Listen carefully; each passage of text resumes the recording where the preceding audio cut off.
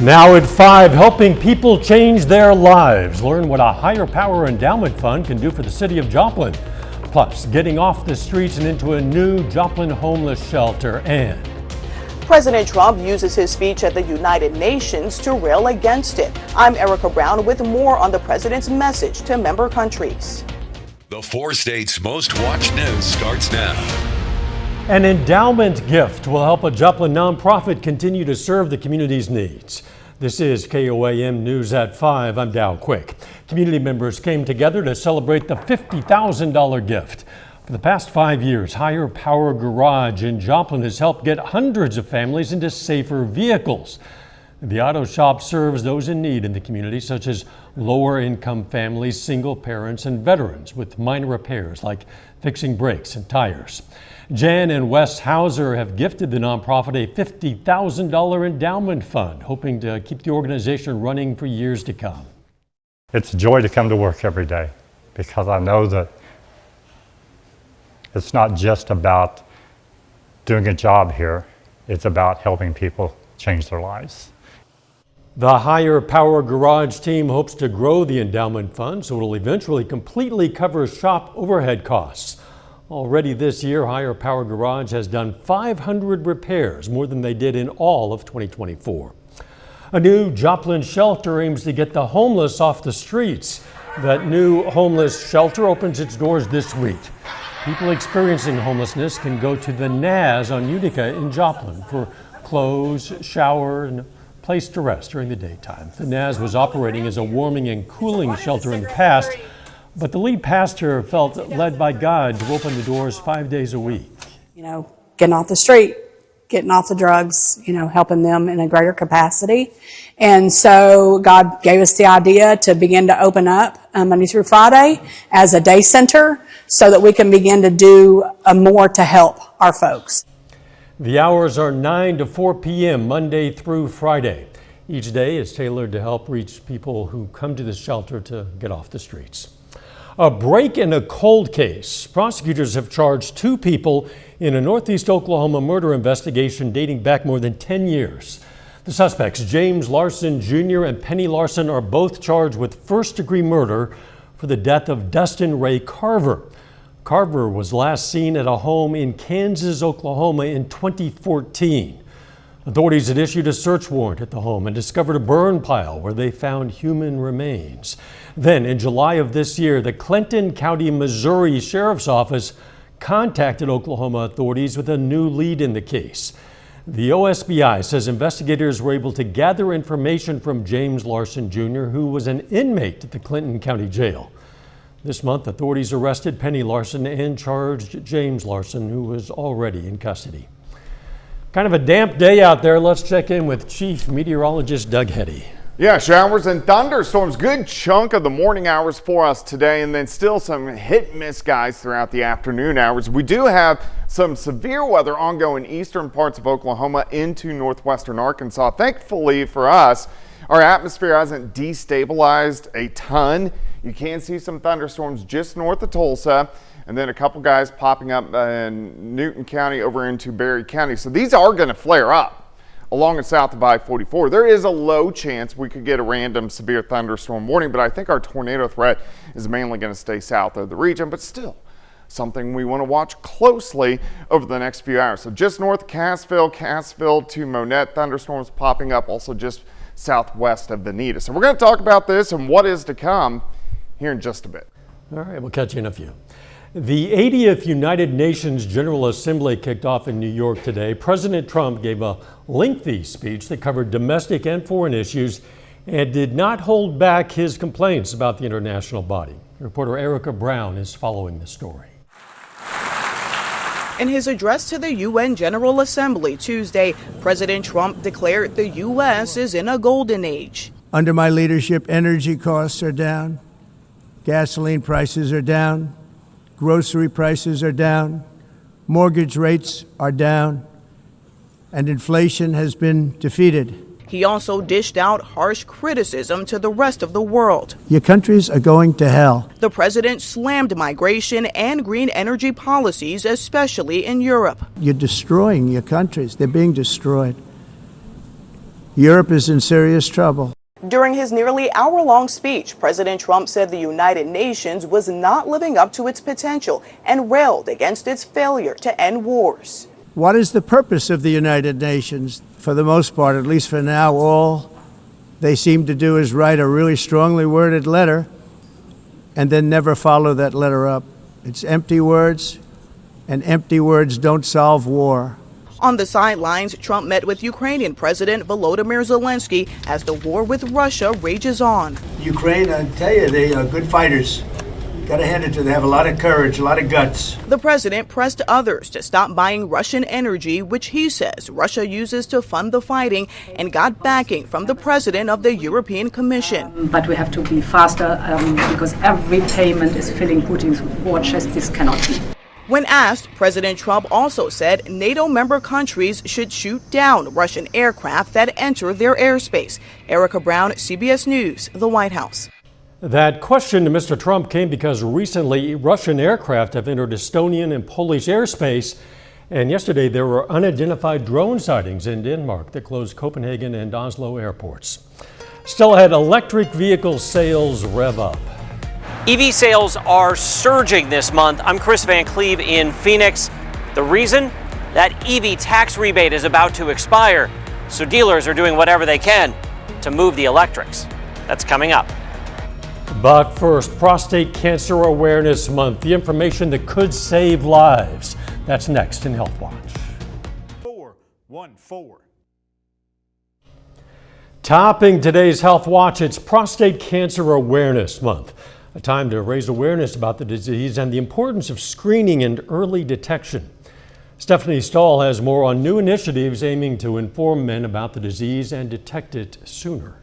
After my father was diagnosed with prostate cancer, I learned that the disease affects 1 out of 8 men. Former football star Emmitt Smith will be hosting a series of short documentaries on prostate cancer for SurvivorNet, a new free information platform for all kinds of cancer. We exist for a problem that I had in my family and that millions of families have, is that it's too hard to figure out what to do when you get sick. Steve Alpern says after struggling to get the right kind of help for his sick father in Philadelphia, he started SurvivorNet. We serve about 5 million people a month who need help making better decisions when they get sick and feeling less alone. It's awareness, making men and their loved ones aware of what's going on. Dr. Leonard Gamella with Jefferson Health says people need to understand that a simple blood test can be a lifesaver. SurvivorNet is one of the avenues that men can learn about prostate cancer and all the new treatments that are out there for advanced disease. He hopes more people take advantage of Jefferson's community outreach truck,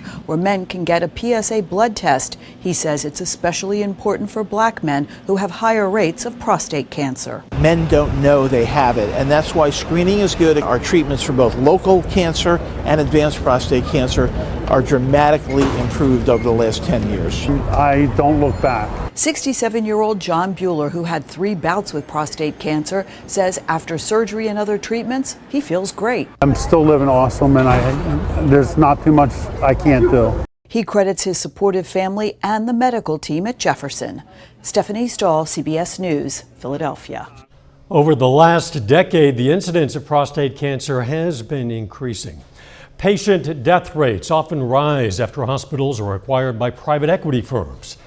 Research published in the Annals of Internal Medicine found that staffing and salary cuts often implemented after a private equity firm takes over impacts the care of patients at a hospital. The result is often reduced capacity for high-risk patients, shorter stays in intensive care units, and more transfers to other hospitals. Not enough women are being screened for anxiety and depression before and after pregnancy. A study of large urban medical centers published in JAMA found only 3 to 14% of women were screened for anxiety and depression, and 50 to 70% of women with symptoms of mental health disorders don't get a diagnosis. Women who do receive mental health services show faster reduction in depression symptoms. And the more alcohol people drink, the greater their risk for suicide. An analysis published by JAMA found that for every 1 liter per capita increase in alcohol consumption, the suicide mortality rate increases by more than 3%. The impact was the same for both men and women. Alcohol is a well-established risk factor for suicide. And that is a look at today's health news. A little bit later, the change in tax credits that has electric vehicles driving off the sales lots. And we aren't done with the showers and thunderstorms just yet. We're going to take a look at that coming up. Whispers, September 27th. Well, of course, showers and thunderstorms, good chunk of today. Some heavy amounts of rain, very loud during the morning hours. We are still under a flash flood watch until tomorrow morning. We do still have some flash flood warnings once you get down toward Table Rock, Eagle Rock, Holiday Island, Shell Knob, and then down toward Beaver Lake as well into Benton County. We are seeing some severe weather. We have a tornado watch. Eastern Oklahoma, northwestern Arkansas, mainly for this line here, but because this initial line got going, it kind of has helped keep our atmosphere decently stable. We've destabilized just a bit over the past hour, so we are starting to see some thunderstorms picking up northern parts of Berry County, Newton County, and also back toward Veneta. These are going to flare up, especially along I-44 into southwestern Missouri. Overall, our severe threat is low, but we can't rule out one or two severe thunderstorms, low grade, meaning some gusty winds, maybe 50 to 60 and some quarter-size hail, and we'll have that threat for the next couple hours. Zooming in just a bit, Neosho to Granby to Monette to Cassville to Purdy, that's where we are getting the thunderstorms out there right now. These push east, so here's about 7 or 8 p.m., most of those thunderstorms tracking east at a pretty good clip. Behind it, a lot of clouds tonight, random shower or two, may even get a little bit of fog in here as well. Mid 60s to kick off your Wednesday. Now, on Wednesday, we get on the back side of the system. So on the back side, we start to get showers and maybe a few thunder showers popping up. Nothing too strong or severe, but our better chance for rain on Wednesday will be during the afternoon hours. Let's go through Wednesday evening. Showers start to die. Here's 9:30. And then we get to set up and see pretty good weather. As we go into Thursday, we break out partly sunny skies, nice northerly wind, nice and fall-like across the region with temperatures mid to upper 70s for highs by Thursday. Additional rain, most of it will occur tomorrow with our scattered showers and a few thunder showers, but I would say most areas, quarter, maybe half an inch in spots, which is not too bad. 66 to start, 70 by noon, high temp 74 on your Wednesday, and we're waiting for this little upper level wave to kick out, and that's the backside of the system that will give us those scattered showers and a few thunder showers as we go into tomorrow afternoon. But once this wave kicks on by, then we're looking pretty good. Jet stream this time of the year starting to get stronger. That's why you see these white lines compressed a little bit, but nothing organized is heading in our neck of the woods as we go through the next really week after we get rid of these storms. So we still have some thunderstorms or thunder showers tomorrow. Again, we're going to watch those thunderstorms the next couple hours. 74 tomorrow. Let's go 76 on Thursday, 79 on Friday. But check this out.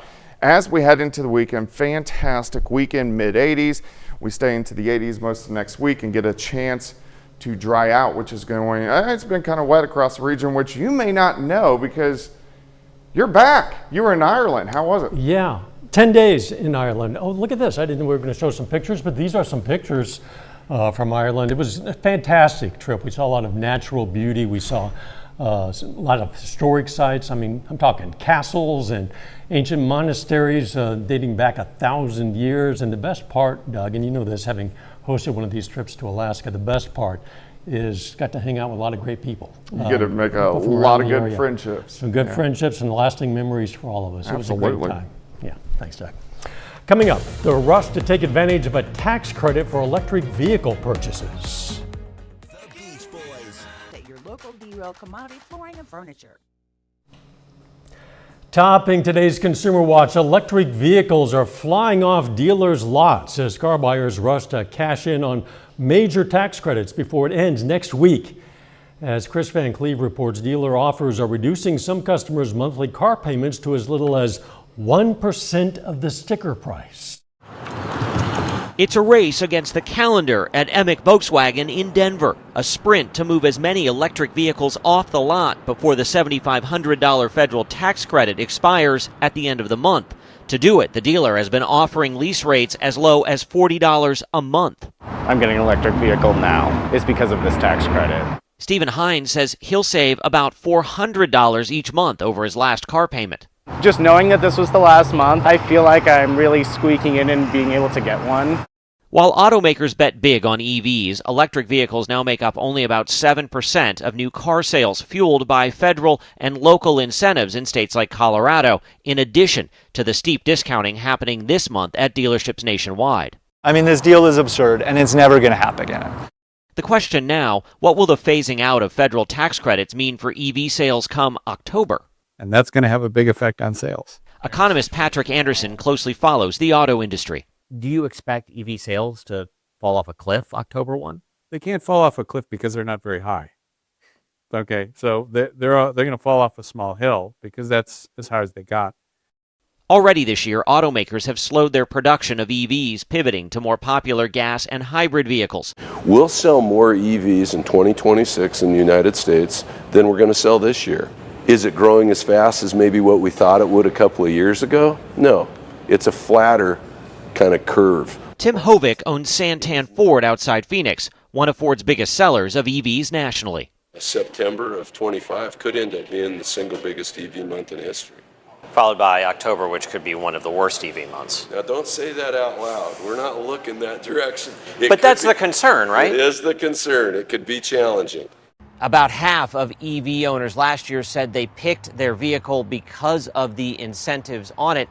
Those federal tax credits are ending now because of a measure the president signed back in July.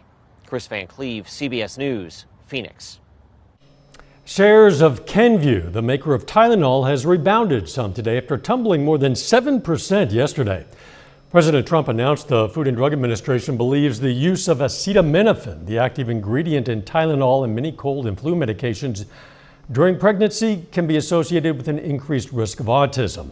Though medical experts have said the medication is safe. In a statement to CBS News, Kenvue said, quote, "Independent, sound science clearly shows that taking acetaminophen does not cause autism." Spirit Airlines announced it's putting about 1,800 flight attendants on leave as it cuts flights and restructures the business to reduce costs. The budget carrier has filed for Chapter 11 bankruptcy protection twice this year. An airline spokesperson confirmed the furloughs to CBS News after they were first reported in the Wall Street Journal.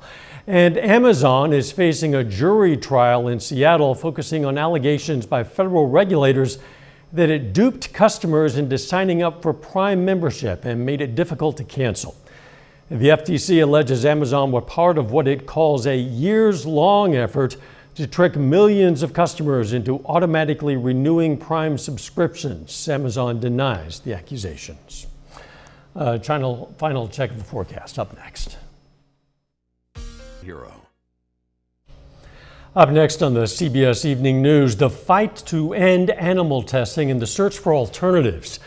Then on KOAM News at 6, 2 people charged with murder in a 2014 Northeast Oklahoma case. Plus, a local couple's endowment helps Joplin's higher power garage. And in sports, a high school football preview as undefeated Neosho prepares to take on 3-1 Webb City this Friday. Stay with us for the CBS Evening News and then KOAM News at 6. A beloved retired National Park Service ranger and civil rights pioneer is marking another major milestone.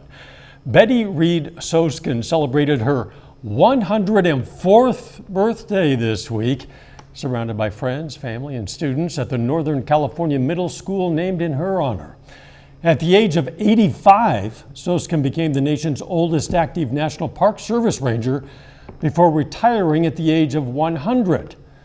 Soskin says her great aunt lived to be 107 years old. She's hoping to break that record. She's well on her way. Yeah, congrats to her. The weather looking promising. Yeah, we're still going to have scattered thunderstorms this evening and tomorrow, and then drying out.